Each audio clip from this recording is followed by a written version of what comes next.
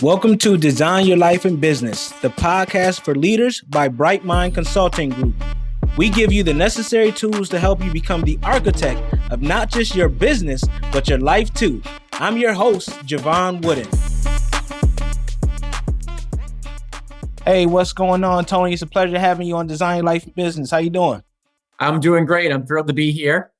Awesome. I'm thrilled to have you, man. So we're going to hop right into it with the first question I ask every guest. Who is Tony Martignetti? Well, I answer in a very unique way because I feel like I'm unique in my own little way. I'm a curious adventurer. I'm someone who just loves to go on adventures, not just to your average places.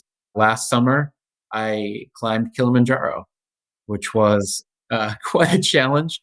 But I have a curiosity about people and places that is hard to quench. And beyond that, I'm also someone who loves to get into conversations that go deeper than just surface level. So I'm all about really understanding people's stories and what makes them tick. So that's my answer to who is Tony. That's awesome, man. So I got to ask you, what made you want to climb Mount Kilimanjaro? Well, I wrote a book called Climbing the Right Mountain. And as I wrote the book, which is not about climbing mountains per se, but I finished up the book and someone asked me, what's the next mountain you're going to climb? And I started thinking well, I think Kilimanjaro is the next mountain. I said it. And then the next day I started planning it. And a year later I was there. And the reason why I've always been attracted to mountains, I've been climbing mountains for all my life, but never to that scale. That's 19,000 feet. So it was a big deal. Absolutely. You always hear people talk about climbing Mount Kilimanjaro in a kind of philosophical form, but you literally went to climb Mount Kilimanjaro. So that's pretty awesome, man. And you just mentioned your book. So what inspired you to write the book? And then what do you think will benefit readers most from reading it? Yeah. What inspired me to write the book was really hearing the stories of people I was working with. I worked with a lot of professionals and people who are rising up to the C-suite and hearing their struggles to get to the top and all the sacrifices they made. And I kind of related it back to my own story of my journey through life. And I realized that there's a book in this that I wanted to share to other people so they don't have to struggle as much. And potentially it can reframe their thinking. The book is about, climbing the right mountain is not about just getting on the right path. It's about really redefining what does success mean for you and making sure you're not just prescribing to what societal norms of success are. We really need to sometimes check in with ourselves and say, what does it mean for me to become the person who I want to be and why? Absolutely. And what are some recommendations you have for the designers listening on finding what that means and why? Yeah. So first of all, it's really understanding, if you started the journey because you said, I want to make a lot of money, but make sure you think about what goes along with that. Who is the person you want to be? It's almost like defining the sense of the feeling you want to have of being that person so you can start to kind of connect with that future self. Now, I always think about it as almost like time traveling. So you have to be thinking, okay, here I am now. And for some reason, I got on this journey. So I have to look back and think about who was I that got on this path? And then go in the future and say, who do I want to be in the future? And then come into the present and think, what can I do now to start acting and really connecting with that person? So there's a time traveling element to getting on this path. Yeah, absolutely. I love that, man. I always talk with my clients about what can you do now that your future self will thank you for. So that's kind of along those same lines. So I love that. And you are a man of many talents, most of them dealing with purpose and really helping others. So can you briefly tell us about your journey? What inspired you to start your coaching practice, which is titled Inspired Purpose Coaching, and how you help others? So as a child, I was an artist. I spent a lot of time doing drawings and paintings of different environments and worlds. And wasn't your typical child painting stick figures and cats, dogs, and family members. It was a very different thing. And I was recognized by a lot of people saying like, wow, you got a talent. But then as I progressed on, a lot of people in my life told me, you've got to do something that's going to pay the bills. You can't just be drawing all the time. So, although I had aspirations to be an architect, they told me maybe you should do something else. And I decided to go pre med. So, of course, that made a lot of sense, right? From art to pre med. So I did. I went in to study medicine and then eventually switched out of that because, of course, it wasn't really the shoe didn't fit for me. And I decided to go into business.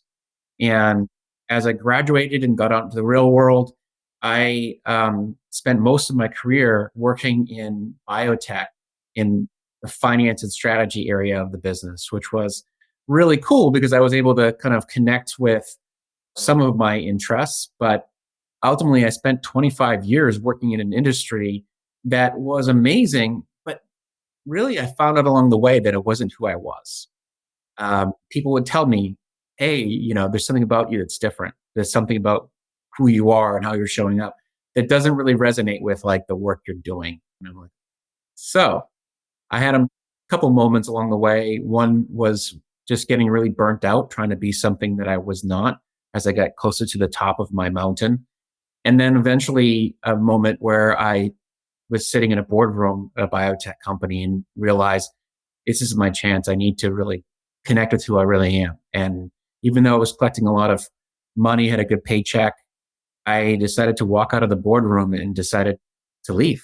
I said, I need to do something that's more connected with who I am. As I sometimes refer to it as, I needed to leave the room to change the room. I saw leaders, they weren't showing up for the right reasons. They were just doing it to protect their own image and not to really serve the people in the room. And so my calling was to do just that, is to change the way leaders show up. And in your work, and thank you for sharing that, Tony. In your work, you talk a lot about connection. It seems to be like a cornerstone of what you do.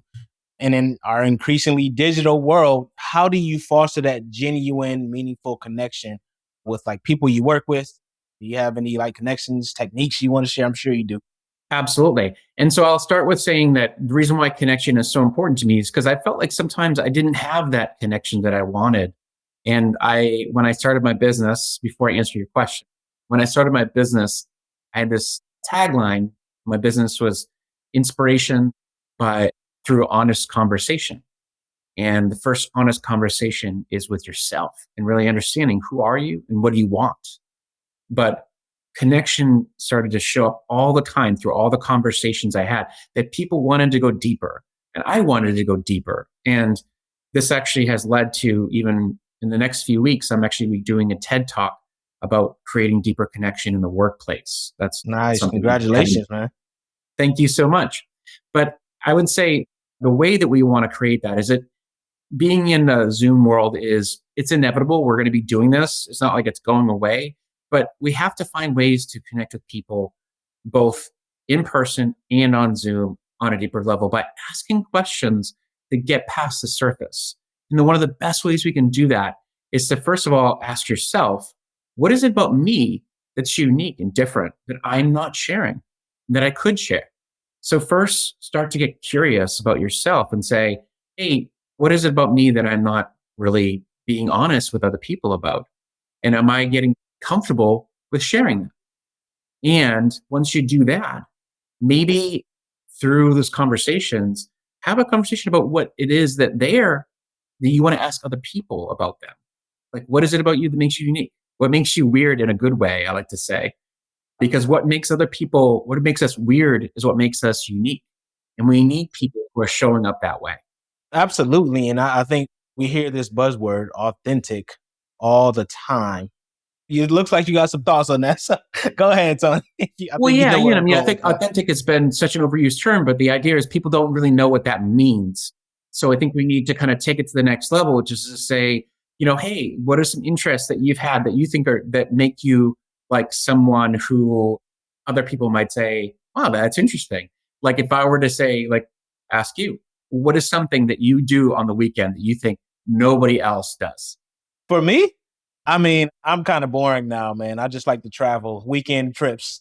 Get up and go is my thing. I'll end up in from Houston to Seattle in a weekend. Me and my lady would just do things like that. So that's probably one of the interesting things for me. Yeah, some people would be like, that would drive me nuts, like going in the car or getting on a plane or something like that. But that's a cool thing. For example, I like to do glass blowing. That's something that I got interested in because there's something about that which is really different. And I just started to experiment with it. Different things like that, just to try different things and see what happens. It makes things more interesting. Yeah, absolutely. And I think I might have found one of the most interesting men in the world that I'm talking to right now in Tony. So glass blowing. Wow. It is an interesting art. I mean, I went to Egypt and had the privilege of watching them create all those containers and stuff. It is an interesting sight to behold. It takes a lot of talent and patience for sure. I'm wondering when do you even find time for that, Tony? Because you got books out, you're climbing Kilimanjaro. So how do you balance your time? Yeah. If we want to live a life that lights us up, and I think that's what inspiration is all about, is lighting us up, we have to make sure we create an intentional life.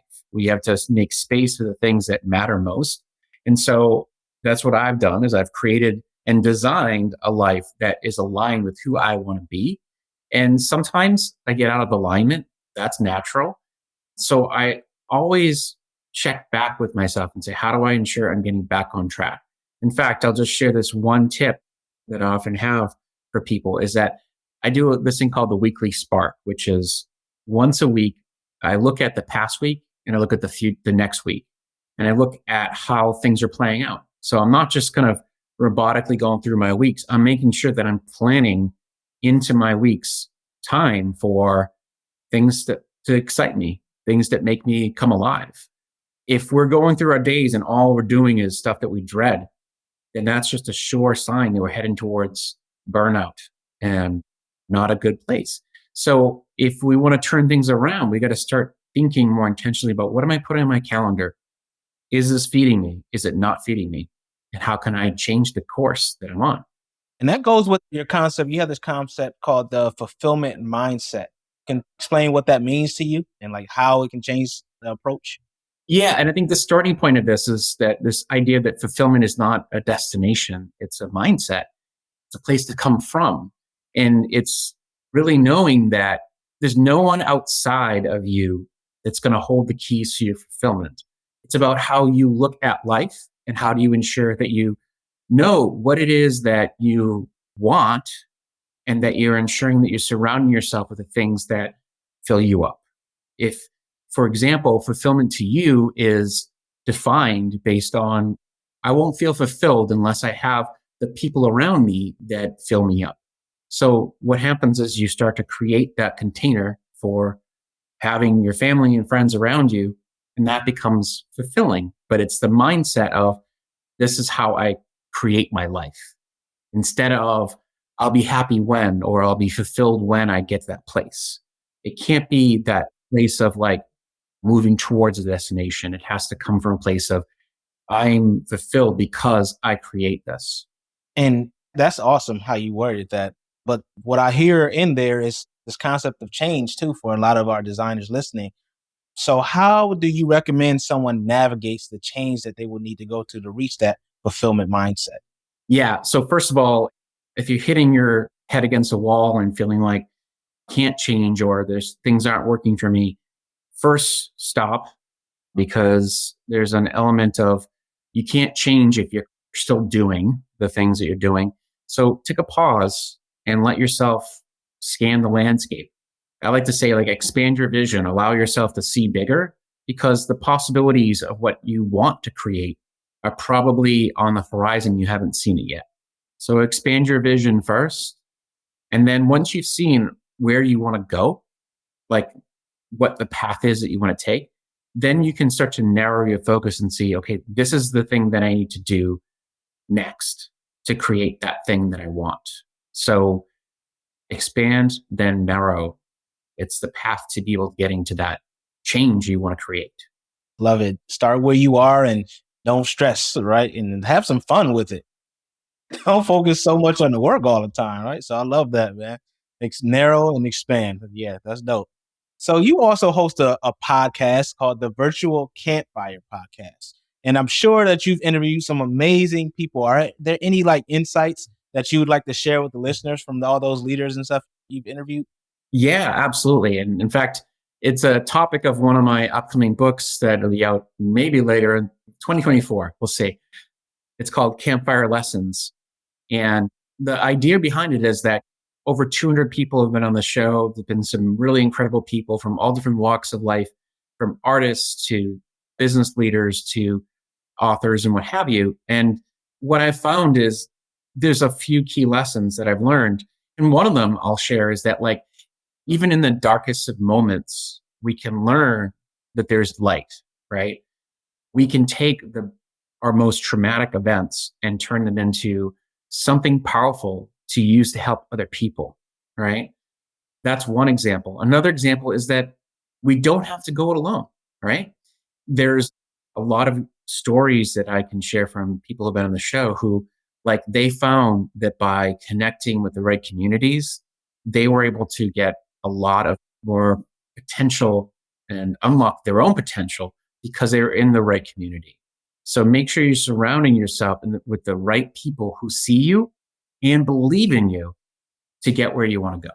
Yeah, and I can attest to both of those, man. Like doors started opening as I became more transparent. And I always say vulnerability is strength, right? As I started sharing my story, people started reaching out like, hey, man, I'm glad you shared that. Now I feel like I can go talk to someone. I can go get help for whatever I'm going through. And then that second part, finding that community, finding your people is super paramount, right? When it comes to that support and leveling up to wherever you want to go, to what we talked about earlier, that future self, right? It's just, you might have to pay for that community. You might have to invest, right? And that's okay. So it is what you want it to be, because you're going to invest either your time or your money, right? You're going to invest something if you want to really achieve different levels.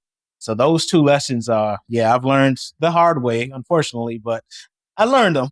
Well, and then it comes back to what we were saying earlier is that when you find the right people, then you can connect deeper, right?